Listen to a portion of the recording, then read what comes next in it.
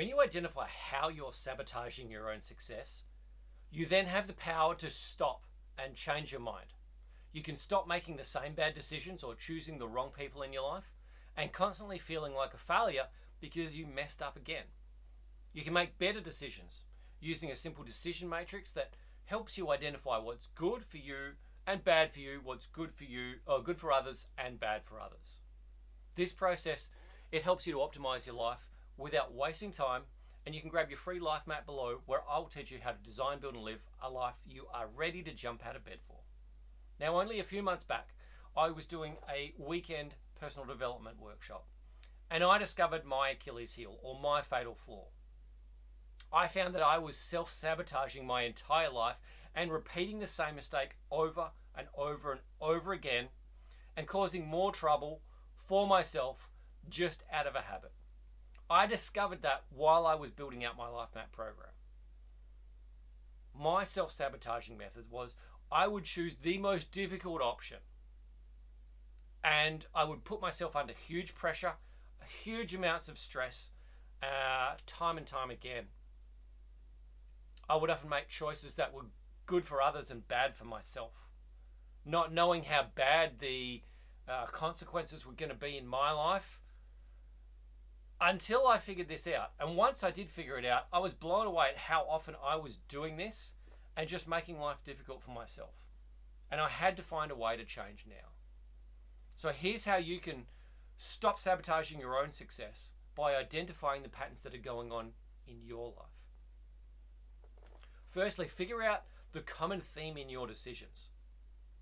Often people talk about choosing the same partner over and over again, and then going through having the same relationship problems over and over again. Same dramas, same issues. Why did you choose that? What quality was it that you saw in that person that made you want to choose that? What was it about them or that you feel like you're lacking that made you want to go towards that person? What was it in that decision that led to a consequence? What was the consequence? You made a decision and there is some sort of consequence for it. All right, what part of that decision was the problem? If you can look at this and discover this, it's going to change all sorts of things every time you make decisions. You'll be able to stop and think about it and choose something different because you know what's going on. So I want you to spend some time looking back at your life and looking back at some of the potential catastrophes or bad choices you might have made and think, is there a common theme here? What was it? Because if you can look at 5 or 6 different examples and find something simple that's going on there that you do on an unconscious basis, you can do something about it. Next, use the decision matrix.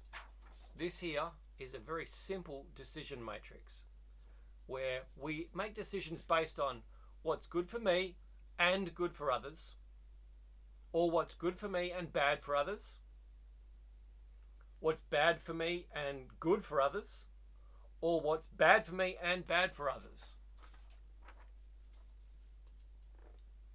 Now, good for me and good for others is the best place to be.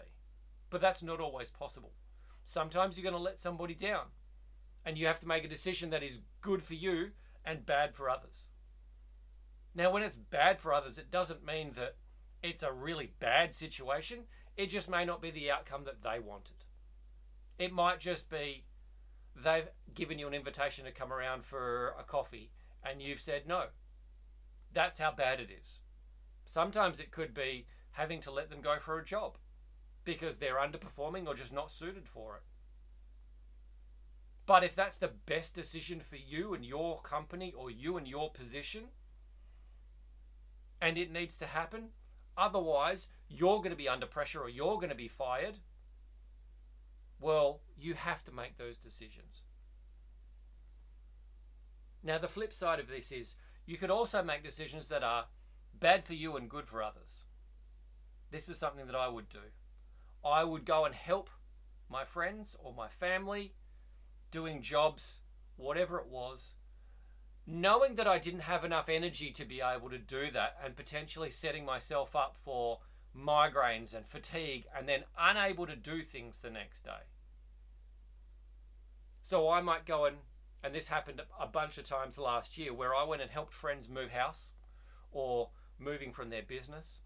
And I did that knowing that it was going to be detrimental for me, and then suffering for the next few days where I may have not been able to do any work for myself, or I might have got headaches or migraines and not felt very good. I might have had pain in my body. Now, I'm okay to do that occasionally, but that's not a good thing for me to do on a regular basis, because I know it's causing problems. If I was to do that every week, then I am potentially taking away multiple days out of my week of productivity, of happiness, of being able to contribute to society. And finally, when it's bad for you and bad for others, that's the worst decision you can make. But it's going to happen at times. That might just be something that needs to happen. Regardless, if you can keep this decision matrix in mind, you're going to find it's way easier to be able to choose the best decision for you, the best outcome for you, rather than going into that self-sabotage pattern. Because I'm aware of this now, every time a decision comes up, I stop and I think, and I don't say yes or no immediately. I say, let me think about it. Or maybe, leave it with me, I'll get back to you. And then I can figure it out from there. Next, you can look at star signs to identify your personality traits, especially the challenges or weaknesses that go with your particular star sign. Now, I don't subscribe to a day by the stars or any of that, but when you have a look at star signs and personality traits, you will find some very common themes in there that relate back to the individuals.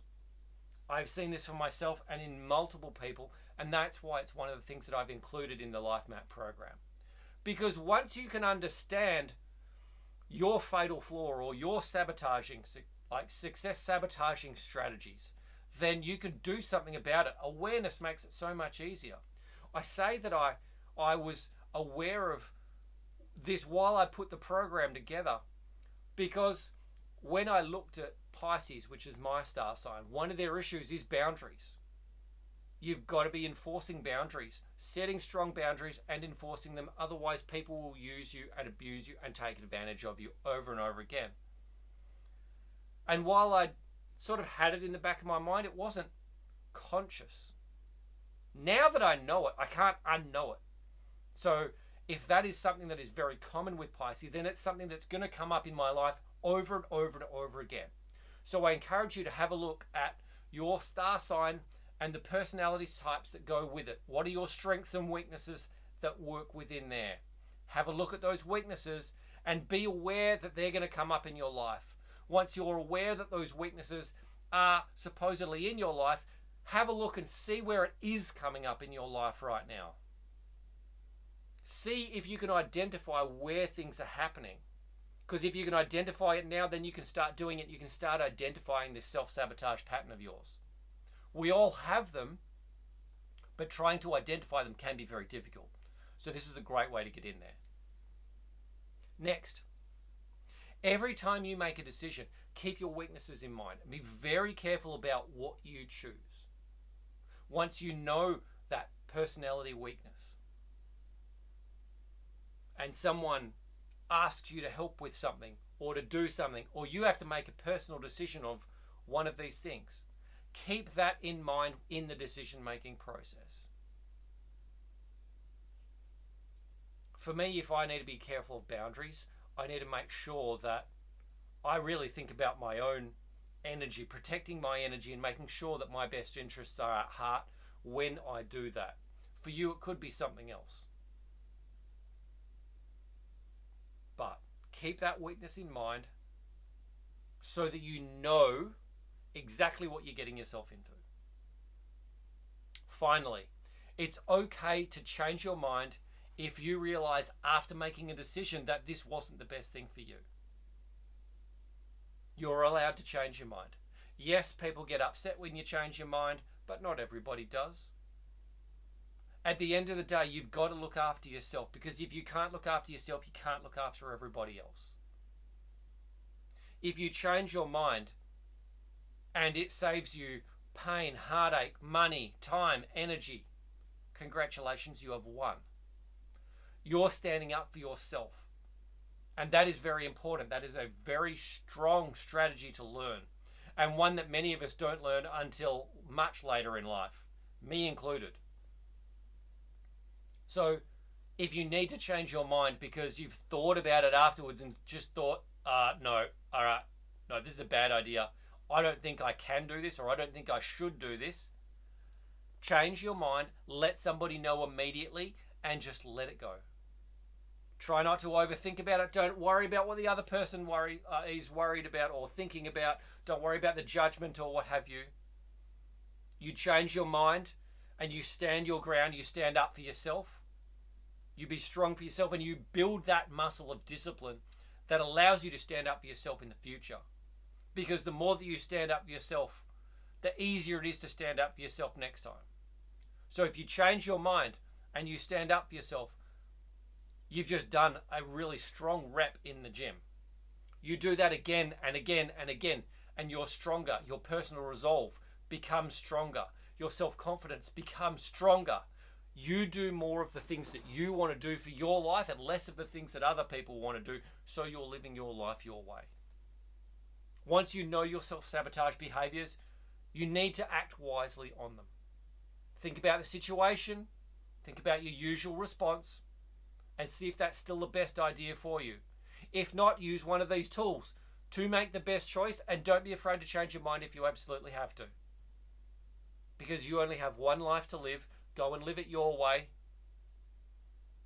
and do things how you want to do them with the people you want to spend time with. And that's how you're going to live a life that you love. Now, if you want to help with this self-sabotage behavior and getting your life into order, more living the life that you want to, join my free Life Map program below, and I'll coach you free for 28 days and help you design, build and live a life that you're ready to jump out of bed for. I'll see you on the inside.